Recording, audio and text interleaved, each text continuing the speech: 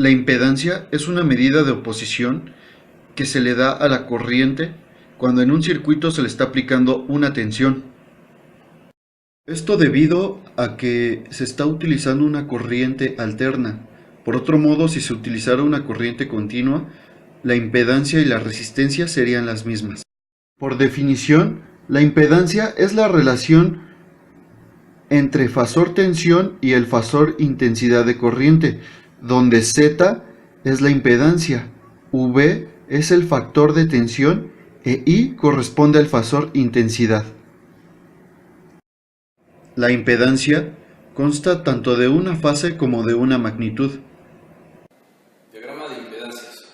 Es la representación gráfica en la oposición de la corriente eléctrica a circular en un circuito que puede tener capacitores o inductores y que está alimentado por corriente alterna.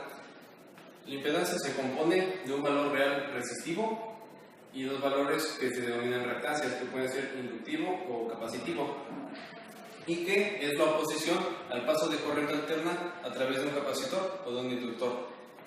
La reactancia inductiva está desfasada 90 grados respecto a la resistencia y la reactancia capacitiva está desfasada en menos 90 grados respecto a la resistencia, ya que, como sabemos, un capacitor retrasa nuestra sinoide de voltaje en 90 grados.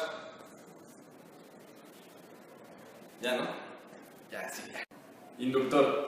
Un inductor o bobina es un elemento pasivo y lineal que puede almacenar y liberar energía basándose en fenómenos relacionados con campo magnético. Básicamente, un inductor es un arrollamiento de hilo conductor. Bueno, el símbolo que se utiliza es el siguiente. Y siempre se denota por la letra L. Aunque en la práctica, un inductor siempre va a tener una resistencia que disipa energía. Por lo cual, su símbolo sería este.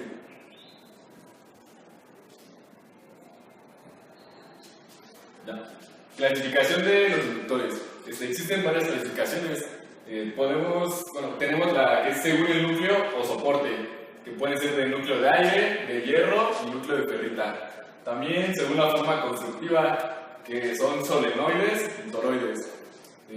Según la frecuencia de la corriente aplicada, que puede ser alta o baja frecuencia, según el recubrimiento, que pueden ser de plástico, resina o metal, también por su valor, pueden ser fijos y ajustables, o por su montaje, que pueden ser de inserción o SMD.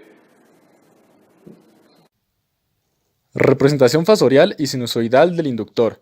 Si analizamos un circuito que contiene un inductor y observamos la gráfica sinusoidal, podemos notar que la corriente tiene un atraso de un cuarto de ciclo respecto a la tensión, es decir, 90 grados.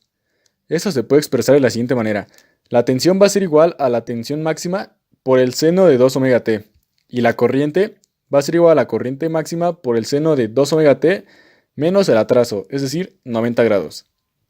Ahora, si observamos la representación fasorial, podemos notar que el fasor de la tensión va a ser igual a la tensión máxima a un ángulo, y la corriente va a ser igual a la corriente máxima, siempre atrasándose 90 grados.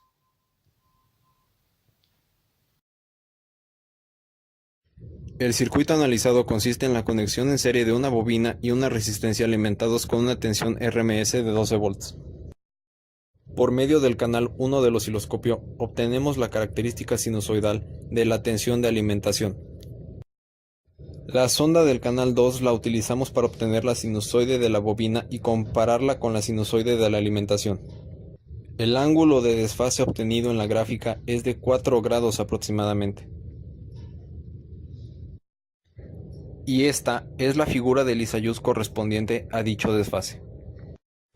Como resultado, tenemos que los valores de tensión y corriente teóricos para cada elemento del circuito son muy cercanos a los obtenidos de forma práctica, tanto por la interpretación de las gráficas de sinusoides como por la lectura directa de estos valores en el osciloscopio. Como observación, recordemos que al comparar dos señales sinusoidales en el osciloscopio, tenemos que conectar los componentes de cada canal a un mismo neutro, para que así se pueda observar el desfase que existe entre estas dos sinusoidales. En conclusión, aprendimos a calcular la impedancia de manera analítica y comprobarla mediante el uso del osciloscopio y el multímetro, así como también las medidas de tensión y corriente de cada uno de los dispositivos.